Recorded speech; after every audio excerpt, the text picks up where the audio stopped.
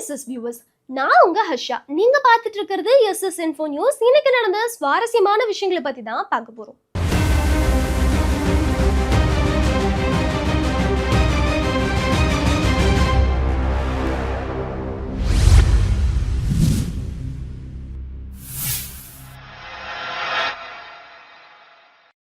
தனுஷுக்கு தான் சொன்ன அறிவுரைய இன்னும் வர பின்பற்றிட்டு இருக்காருன்னு கஸ்தூரி ராஜா சொன்னது சமூக வலைத்தளங்கள்ல வைரல் ஆகிட்டு வருது.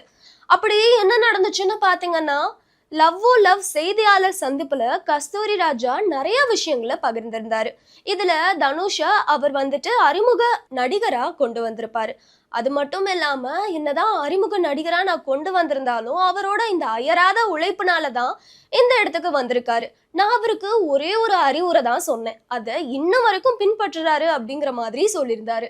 அப்படி என்ன அறிவுரை அப்படின்னு பாத்தீங்கன்னா, உன்னோட டைரக்டர் அல்லது ப்ரொடியூசர் ஷூட்டிங் ஸ்பாட்டுக்கு வராங்களோ இல்லையோ, ஷூட்டிங் நடக்குதோ இல்லையோ, ஆனா அவங்க சொன்ன நேரத்துல நீ அந்த இடத்துல இருக்கணும் அப்படிங்கிற மாதிரி அவர் அறிவுரை கூறினதாகவும், தனுஷ் அவர்கள் அதை இன்னும் வரைக்கும் கடைபிடிக்கிறதாகவும் அவர் சொல்லியிருக்காரு.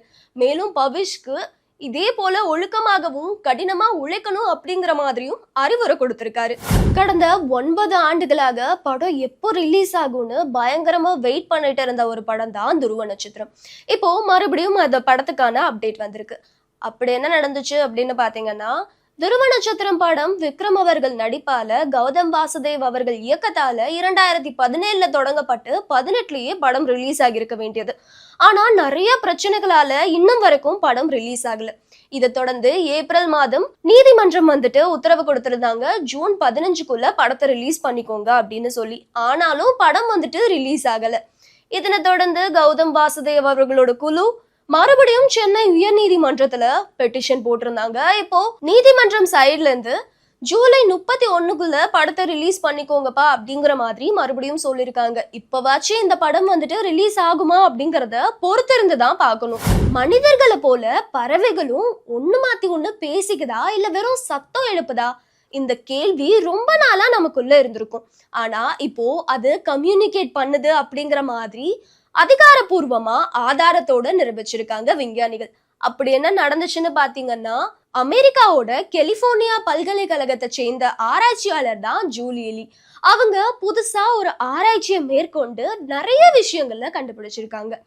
இதுல ஜீப்ரா ஃபின்ச் அப்படின்னு ஒரு பறவையை பத்தி ஆராய்ச்சி பண்ணிருக்காங்க. அதுவும் ஒரு வருஷம் இல்ல, கிட்டத்தட்ட 15 ஆண்டுகளா அந்த பறவையை பத்தி ஆராய்ச்சி பண்ணிருக்காங்க. அதோட சவுண்ட் எல்லாமே ரெக்கார்ட் பண்ணிருக்காங்க. கிட்டத்தட்ட 11 முக்கியமான சவுண்ட்ஸ் வந்து பறவைகள் கொடுக்குறாங்க அப்படிங்கிற மாதிரி சொல்லியிருக்காங்க. அதுல குறிப்பா ஆபத்து இருக்கு, என்ன பின்தொடர்ந்து வா, உணவு இங்க இருக்கு, இந்த மாதிரியான சவுண்ட்ஸ்லாம் வந்துட்டு ப்ராப்பரா ஒரு டோன்ல வச்சிருக்காங்க அப்படிங்கிற மாதிரியும் சொல்லியிருக்காங்க. இதை தொடர்ந்து அந்த பறவைகளை வந்துட்டு ஒன்னொன்னு தனியா அடையாளம் காண்றதுக்காக அதோட டோன்ல வந்துட்டு சில விஷயங்கள் ஆட் பண்ணிக்கும் அப்படிங்கிற விஷயத்தையும் கண்டுபிடிச்சிருக்காங்க. மேலும் இந்த கண்டுபிடிப்புக்காக அவங்களுக்கு காலர் டோலிட்டில் பிரைஸ் என்ற சர்வதேச விருதையும் வழங்கி கௌரவிச்சிருக்காங்க. அது மட்டும் இல்லாம 1 லட்சம் அமெரிக்கன் டாலரையும் கொடுத்திருக்காங்க. இது இந்திய மதிப்புப்படி கிட்டத்தட்ட 95 லட்சம் வரை வருது. இப்போ புதுசா யாராவது பறவைகளும் மனிதர்களும் பேசுற மாதிரியான ஒரு டெக்னாலஜியை கொண்டு வரவங்களுக்கு கிட்டத்தட்ட 10 மில்லியன் அமெரிக்க டாலர் கொடுப்போம் அப்படிங்கிற மாதிரி அறிவிச்சிருக்காங்க. இது இந்திய மதிப்புப்படி கிட்டத்தட்ட 95 கோடி ரூபாய் வரைக்கும் வருது. 30 ஆண்டுகளுக்கு முன்னாடி எவரெஸ்ட் பாதையில கடந்த உடலை இப்போ இந்தியா மீட்க முடிவெடுத்திருக்காங்க. அப்படி என்ன நடந்துச்சுன்னு பாத்தீங்கன்னா, 1995ல எவரெஸ்டோட உச்சிக்கு போன்ற 3 பார்டர் போலீஸ் திரும்ப வரும்போது பயங்கரமான பனி புயல் ஏற்பட்டிருக்கு. அதுல 3 பேருமே இறந்திருக்காங்க. இதை தொடர்ந்து எவரெஸ்ட்ல இருக்க ஒரு குகைக்குள்ள ஒரு உடல் வந்து கண்டுபிடிக்கப்பட்டிருக்கு. அவரு கிரீன் பூட்ஸும் அணிந்திருக்காரு. அதுவே பின் நாட்கள்ல ஒரு அடையாளமாவும் மாறிடுச்சு. அந்த போலீஸ் டெஸ்வாங்கா இருக்கக்கூடும் அப்படிங்கிற மாதிரி நினைச்சிட்டு இருந்தாங்க. ஆனா டிஎன்ஏ வச்சு பார்க்கும்போது சக போலீஸான லான்ஸா தான் இருக்கக்கூடும் அப்படிங்கிற மாதிரி அரசாங்கம் சொல்லியிருக்காங்க. மேலும் அந்த உடலை 30 ஆண்டுகள் கழிச்சு இப்பயே எடுக்கணும் அப்படிங்கிற மாதிரியான ஒரு கேள்வி எழுந்திருக்கு. அது ஏன் அப்படின்னு பாத்தீங்கன்னா, அது பயங்கரமான பாதுகாப்பற்ற ஒரு பகுதியா இருக்கு. கிட்டத்தட்ட அது டெத் ஜோன் அப்படின்னு சொல்றாங்க. கடல் மட்டத்துல இருந்து 8500 மீட்டர் உயரத்துல அந்த பகுதி இருக்கு. உடலை கொண்டு வருவதுங்கிறது சாதாரண விஷயம் கிடையாது. பனில நல்லாவே மாட்டிருக்கு. அந்த உடலை கொண்டு வருதுங்கிறது பயங்கர ரிஸ்கான ஒரு விஷயம்ங்கிறதுனால இந்தியா அந்த உடலை எடுத்துட்டு வரதுக்கு எந்த ஒரு பிளானும் போடல. ஆனா இப்போ அந்த உடலை வந்துட்டு மீட்கிறதுக்காக சிறப்பா ஒரு குழு வந்து அமைச்சிருக்காங்க. அந்த உடலை இந்த வருட அக்டோபருக்குள்ள எடுத்துட்டு வரணும் அப்படிங்கிற மாதிரி முடிவு செஞ்சிருக்காங்க. இதை தொடர்ந்து எவரெஸ்ட்ல இன்னும் 200 உடல்கள் வந்துட்டு இந்த மாதிரி இருக்க வாய்ப்பு இருக்கு அப்படிங்கிற மாதிரியும் சொல்லியிருக்காங்க. ஐரோப்பா பகுதியில கடுமையான வெயில் தாக்கம் ஏற்பட்டிருக்கு. இப்போ ஆப்பிரிக்கா பகுதியில கடுமையான மழை பெஞ்சிட்டு இருக்கு. அப்படி என்னதான் நடக்குது நாட்டுல? ஆப்பிரிக்கால உள்ள கானா பகுதியில ஒரு நாள் பொழிந்த மழையால பயங்கரமான வெள்ளப்பெருக்கு ஏற்பட்டிருக்கு அப்படின்னு தான் சொல்லணும். கிட்டத்தட்ட இது வரைக்கும் 13 பேர் உயிரிழந்திருக்காங்க. 470க்கும் மேற்பட்டோரை வந்துட்டு மீட்பு குழுவினர் காப்பாத்திட்டு வராங்க. அங்கிருந்த ரப்பர் இண்டஸ்ட்ரி தீப்பிடிச்சிருச்சு அப்படிங்கிற மாதிரியும் சொல்லியிருக்காங்க. இதெல்லாம் ஏன் நடக்குது அப்படின்னு சொல்லி பார்க்கும்போதுதான் அங்க இருக்க புவர் கன்ஸ்ட்ரக்ஷன் அப்படின்னு தெரிய வருது. அதாவது மோசமான வடிகால் அமைப்பு இருக்கிறதாலையும் அதோட சேர்ந்து அங்க சட்டவிரோதமா கட்டடங்கள் வந்து கட்டியிருக்காங்க. நீர்வழி போக முடியாம அந்த கட்டடங்கள்லாம் பிளாக் பண்ணதுனால இவ்ளோ பெரிய வெள்ளம் வந்திருக்கு அப்படிங்கிற மாதிரியும் சொல்லியிருக்காங்க.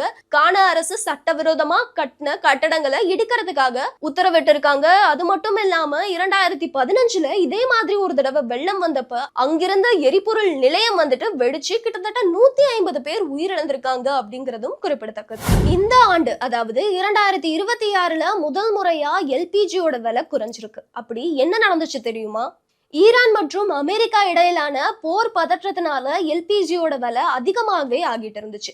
இதை தொடர்ந்து இப்போ முதன்முறையா எல்பிஜியோட விலை குறைஞ்சிருக்கு. கமர்ஷியல் சிலிண்டர்ஸ்க்கு கிட்டத்தட்ட 183.50 பைசா அளவுக்கு குறைச்சிருக்காங்க. மேலும் 5 கிலோ ஃப்ரீ ட்ரேட் எல்பிஜிக்கு 13 ரூபாய் குறைச்சிருக்காங்க. அது மட்டும் இல்லாம இந்த விலை மாற்றம் வந்துட்டு நம்மளோட சாதாரண வீட்டு பயன்பாட்டுக்கு இருக்காது அப்படிங்கிற மாதிரியும் சொல்லியிருக்காங்க. இதனால கமர்ஷியல் நிறுவனம்லாம் பயங்கரமா வந்துட்டு பயன்பெறும் அப்படிங்கிற மாதிரியும் சொல்லியிருக்காங்க. இதை தொடர்ந்து உணவோட விலையும் பிஜியோட ஃபீஸும் குறைக்கிறாங்களா அப்படிங்கிறத பொறுத்திருந்து தான் பார்க்கணும். இந்த பதிவு உங்களுக்கு பிடிச்சிருக்கும்னு நினைக்கிறேன். பிடிச்சிருந்ததுன்னா சப்ஸ்கிரைப் பண்ணுங்க, சப்போர்ட் பண்ணுங்க, ஃபாலோ பண்ணிக்கோங்க.